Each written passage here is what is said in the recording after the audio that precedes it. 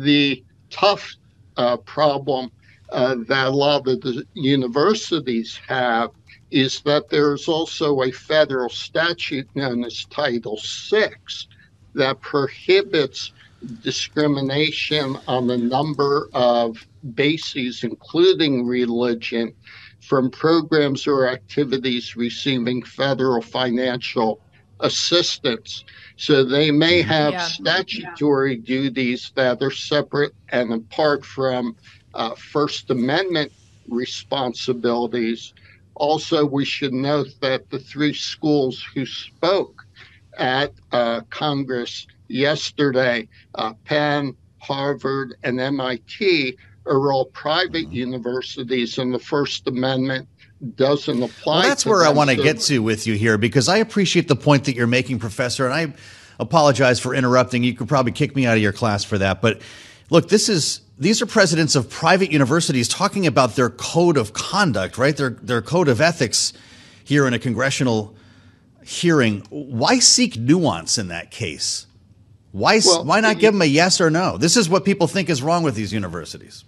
Well, because the terms that were being bandied about don't have definitions that everybody understands the same way.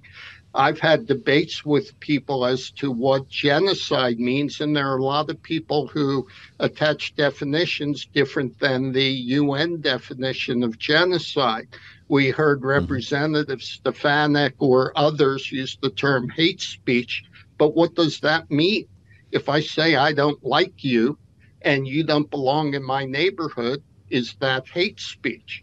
Now, universities have the right to create codes of conduct, but they are also academic institutions that traditionally believe in debate, exploration of ideas.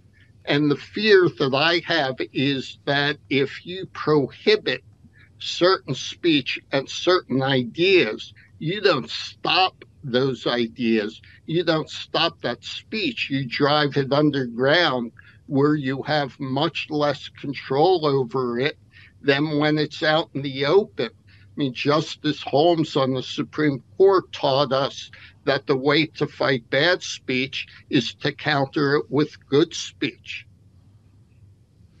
So, Professor, if I'm understanding you correctly, when you're actually looking at the legal matters here, the difficulty in assigning specific definitions to a lot of this language, you actually think that these college presidents are approaching this in the right way, at least from a legal standpoint. You don't see much wrong here. Well, I'm not sure how. I'm not very familiar with what's happening on each of the three campuses.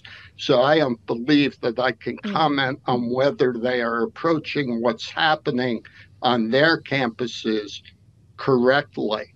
If there are actual threats against individuals, or if people are being intimidated, then the universities may have an affirmative duty to take corrective action. Well, Professor, I don't know what's going to come of that hearing yesterday, but it seems to me that lawmakers can do whatever they want. And it's really money that we're talking about here in donations. Those folks like Bill Ackman, who we mentioned, and Mitt Romney, who are protesting now, giving $1 instead of thousands or $1 million to these schools might, in fact, affect change.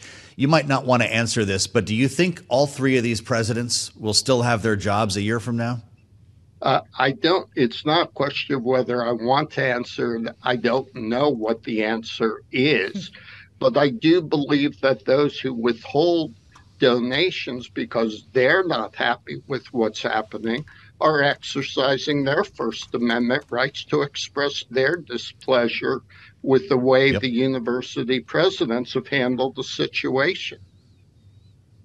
And that might be a productive means of effecting change.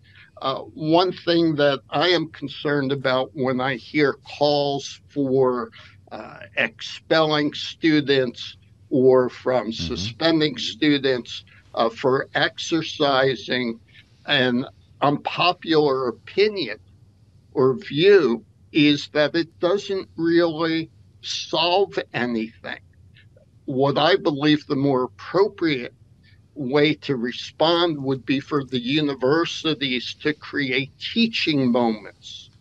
And if someone has violated the code of conduct through speech or through participation in a demonstration where no one is really threatened, or where there is no incitement to imminent lawless action, it might be more productive to have a teaching moment with that student, to have the student study actual history, to write a paper on the issue of what was to be done by the world with the Jews after the Holocaust, who had no place to go without the threat of being killed, apart from their traditional historic home.